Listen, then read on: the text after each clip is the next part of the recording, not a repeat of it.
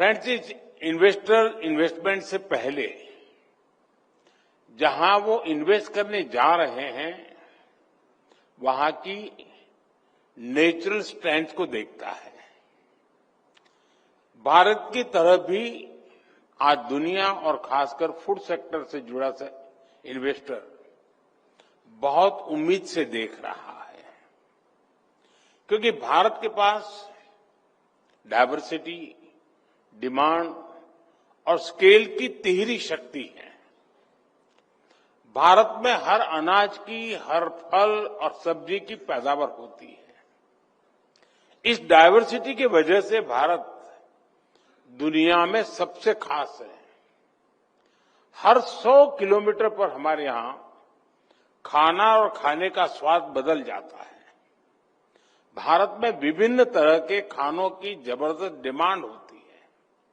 ये डिमांड भारत को एक कॉम्पिटिटिव एज देती है और इन्वेस्टर के लिए भारत को एक प्रीफर्ड डेस्टिनेशन भी बनाती है। साथियों, भारत आज जिस स्केल पर काम कर रहा है वो अभूतपूर्व है, अप्रत्याशित है। बीते 10 सालों में भारत के 25 करोड़ लोगों ने गरीबी को हराया है। ये सभी साथी अब न्यू मिडिल क्लास का हिस्सा बने हैं।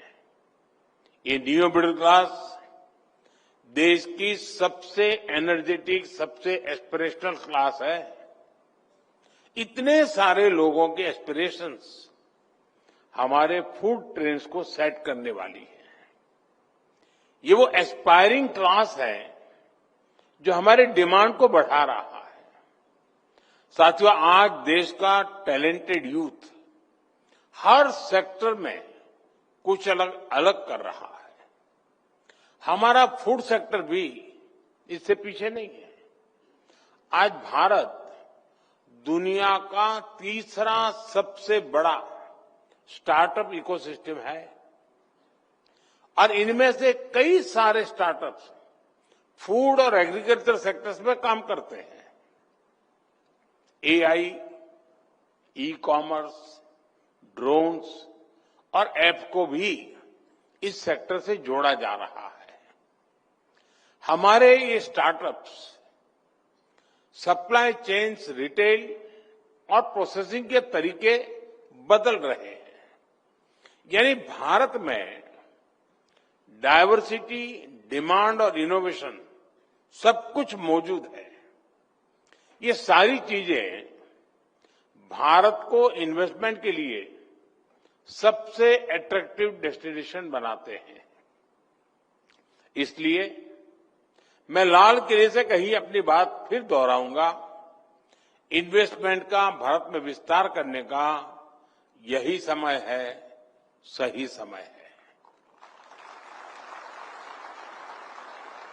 साथियों, 21वीं सेंचुरी में दुनिया के सामने कितनी सारी चुनौतियां हैं, इससे हम सभी भली भांति परिचित हैं। आप ये भी जानते हैं कि जब जब जो चैलेंजेस दुनिया के सामने आए हैं, भारत ने आगे बढ़कर अपनी सकारात्मक भूमिका निभाई है। ग्लोबल फूड सिक्योरिटी में भी भारत निरंतर कंट्रीब्यूट कर रहा है। हमारे किसानों, हमारे पशुपालकों, हमारे मछुआरों के परिश्रम और सरकार की नीतियों से भारत का सामर्थ्य निरंतर बढ़ रहा है। बीते दशक में हमारे फूड ग्रेन प्रोडक्शन में काफी वृद्धि हुई है। आज भारत दूध का सबसे बड़ा उत्पादक है और दुनिया की 25% मिल्क सप्लाई सिर्फ भारत से होती है। हम मिलेट्स के भी सबसे बड़े प्रोड्यूसर हैं। राइस और व्हीट में हम दुनिया में दूसरे नंबर पे हैं। फ्रूट्स, वेजिटेबल्स और फिशरीज में भारत का योगदान बहुत बड़ा है। इसलिए जब जब दुनिया में फसलों पर संकट आता है, सप्लाई चेन डिसरप्ट होती है, तो भारत मजबूती से अपना दायित्व निभाने के लिए सामने आता है।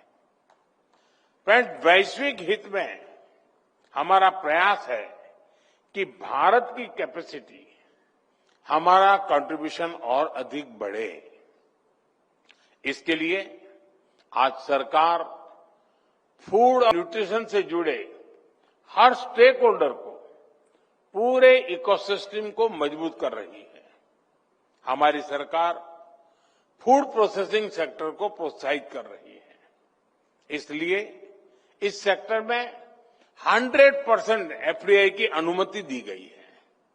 इसके अलावा पीएलआई स्कीम और मेगा फूड पार्क के विस्तार से भी इस सेक्टर को मदद मिली है। भारत आज दुनिया की सबसे बड़ी स्टोरेज इंफ्रास्ट्रक्चर स्कीम भी चला रहा है। सरकार के इन प्रयासों का परिणाम भी दिख रहा है। बीते 10 साल में भारत की प्रोसेसिंग कैपेसिटी में 20 गुना वृद्धि हुई है।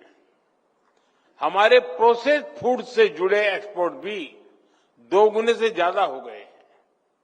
साथियों, फूड सप्लाई और वैल्यू चेन में हमारे किसानों, पशुपालकों और मछुआरों और छोटी छोटी प्रोसेसिंग यूनिट्स की बहुत बड़ी भूमिका है। बीते 1 दशक में इन सभी स्टेक होल्डर्स को हमारी सरकार ने मजबूत किया है। आप जानते हैं कि भारत में 85% से अधिक स्मॉल या मार्जिनल फार्मर्स हैं। इसलिए हमने ऐसी पॉलिसीज बनाई, ऐसा सपोर्ट सिस्टम डेवलप किया कि आज ये छोटे किसान मार्केट की बड़ी ताकत बन रहे हैं। साथियों, अब जैसे माइक्रो फूड प्रोसेसिंग यूनिट्स हैं, इनको हमारे सेल्फ हेल्प ग्रुप चलाते हैं। इन सेल्फ हेल्प ग्रुप्स में हमारे गांवों के करोड़ों लोग जुड़े हैं। इनको सपोर्ट करने के लिए हमारी सरकार क्रेडिट लिंक सब्सिडी दे रही है। आज भी इन साथियों को करीब 800 करोड़ रुपए की सब्सिडी अभी अभी आपके सामने ट्रांसफर की गई है। साथियों, इसी तरह हमारी सरकार फार्मर प्रोड्यूसर ऑर्गेनाइजेशन यानी एफपीओज का विस्तार कर रही है। 2014 के बाद से देश में 10,000 एफपीओज बन चुके हैं। हमारे लाखों छोटे किसान जुड़े हैं। ये छोटे किसानों को बड़े स्केल पर अपनी उपज को मंडी तक पहुंचाने में मदद करते हैं। और ये एफपीओज यहीं तक सीमित नहीं है, ये फूड प्रोसेसिंग सेक्टर में भी बड़ी भूमिका निभा रहे हैं और ब्रांडेड प्रोडक्ट डेवलप कर रहे हैं। आप हमारे एफपीओज की ताकत देखेंगे तो हैरान रह जाएंगे। आज हमारे एफपीओज के 15,000 से भी ज्यादा प्रोडक्ट्स ऑनलाइन प्लेटफॉर्म पर उपलब्ध है। कश्मीर का बासमती चावल, केसर, अखरोट, हिमाचल के जैम और एप्पल जूस, राजस्थान के मिलेट कुकीज, मध्य प्रदेश के सोया नगेट्स, बिहार के सुपरफूड मखाना, महाराष्ट्र का मूंगफली का तेल और गुड़ और केरला के बनाना चिप्स और नारियल का तेल, यानी कश्मीर से लेकर कन्याकुमारी तक भारत की एग्रीकल्चर डायवर्सिटी को हमारे एफपीओ घर घर पहुंचा रहे हैं। और आपको जानकर अच्छा लगेगा कि 1100 से अधिक एफपीओज करोड़पति बन गए, यानी उनका एनुअल टर्नओवर 1 करोड़ से अधिक का हो चुका है। एफपीओज आज किसानों की आय बढ़ाने और नौजवानों को रोजगार देने में बड़ा रोल निभा रहे हैं। साथियों, एफपीओज के अलावा भारत में कोऑपरेटिव्स की भी बहुत बड़ी ताकत है और ये साल तो इंटरनेशनल ईयर ऑफ कोऑपरेटिव्स का है। भारत में भी कोऑपरेटिव्स हमारे डेयरी सेक्टर को, हमारी रूरल इकोनॉमी को एक नई शक्ति दे रहे हैं।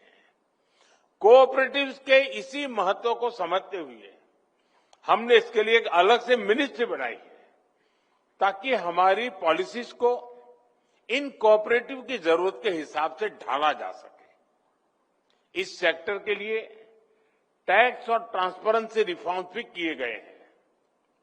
पॉलिसी लेवल पर हुए इस बदलाव के कारण कोऑपरेटिव सेक्टर को नई मजबूती मिली है। साथियों, मरीन और फिशरीज में भी भारत की ग्रोथ शानदार है। बीते दशक में फिशरीज सेक्टर से जुड़े इंफ्रास्ट्रक्चर का हमने विस्तार किया। हमने मछुआरों को फंडिंग सपोर्ट दी, डीप सी फिशिंग बोट के लिए मदद दी। इससे हमारा मरीन प्रोडक्शन और एक्सपोर्ट दोनों बढ़े हैं। आज ये सेक्टर करीब 3 करोड़ लोगों को रोजगार दे रहा है। हमारा प्रयास मरीन प्रोडक्ट्स की प्रोसेसिंग में भी विस्तार करने का है। इसके लिए modern processing plants, cold chain और स्मार्ट हार्बर के जैसे फैसिलिटीज पर निवेश किया जा रहा है। साथियों, फसलों को सुरक्षित रखने के लिए भी हम मॉडर्न टेक्नोलॉजी पर इन्वेस्ट कर रहे हैं। किसानों को फूड इरेडिकेशन की तकनीक से जोड़ा जा रहा है। इससे हमारे एग्रीकल्चर प्रोडक्ट्स की शेल्फ लाइफ बढ़ी है और फूड सिक्योरिटी मजबूत हुई है। इस काम से जुड़ी यूनिट्स को सरकार हर तरह से मदद दे रही है। साथियों, आज का भारत इनोवेशन और रिफॉर्म्स के नए पथ पर अग्रसर है। आजकल हमारे यहां नेक्स्ट जनरेशन जीएसटी रिफॉर्म्स की बहुत चर्चा है। किसानों के लिए ये रिफॉर्म कम लागत और ज्यादा लाभ का भरोसा लेकर आए हैं। बटर और घी पर अब सिर्फ 5% जीएसटी से उन्हें बहुत फायदा होगा। मिल्क कैन्स पर भी सिर्फ 5% ही टैक्स है। इससे किसानों और प्रोड्यूसर्स को और बेहतर दाम मिलेंगे। इससे गरीब और मिडिल क्लास को कम कीमत में ज्यादा न्यूट्रिशन मिलना सुनिश्चित हुआ है। फूड प्रोसेसिंग सेक्टर को भी इन रिफॉर्म से बड़ा लाभ मिलना तय हुआ है। रेडी टू कंज्यूम और प्रिजर्व फ्रूट्स, वेजिटेबल्स और नट्स पर सिर्फ 5% जीएसटी है। आज 90% से अधिक प्रोसेस्ड फूड प्रोडक्ट 0% या 5% स्लैब में है। बायोपेस्टिसाइड्स और माइक्रो न्यूट्रिएंट पर टैक्स कम हो गया है। जीएसटी रिफॉर्म से बायो इनपुट सस्ते हुए हैं। छोटे ऑर्गेनिक फार्मर्स और एफपीओज को सीधा फायदा मिलना तय हुआ है। साथियों, आज समय की मांग बायोडिग्रेडेबल पैकेजिंग की भी है। हमारे प्रोडक्ट फ्रेश रहें, बेहतर रहें, ये जरूरी है, लेकिन इसके साथ साथ नेचर के प्रति भी हमारी जिम्मेदारी है। इसलिए सरकार ने बायोडिग्रेडेबल पैकेजिंग पर जीएसटी को भी 18% से घटाकर 5% कर दिया है। मैं इंडस्ट्री के सभी साथियों से भी आग्रह से कहना चाहूंगा कि बायोडिग्रेडेबल पैकेजिंग से जुड़े इनोवेशन में इन्वेस्ट करना चाहिए और जल्दी से जल्दी हमारे सारे प्रोडक्ट को पैकेजिंग के लिए बायोडिग्रेडेबल की तरफ शिफ्ट कर देना चाहिए। साथियों, भारत ने खुले मन से अपने देश के दरवाजे दुनिया के लिए खोल रखे हैं। हम फूड चेन से जुड़े हर इन्वेस्टर्स के लिए ओपन है। हम कोलैबोरेशन के लिए खुले दिल से तैयार हैं।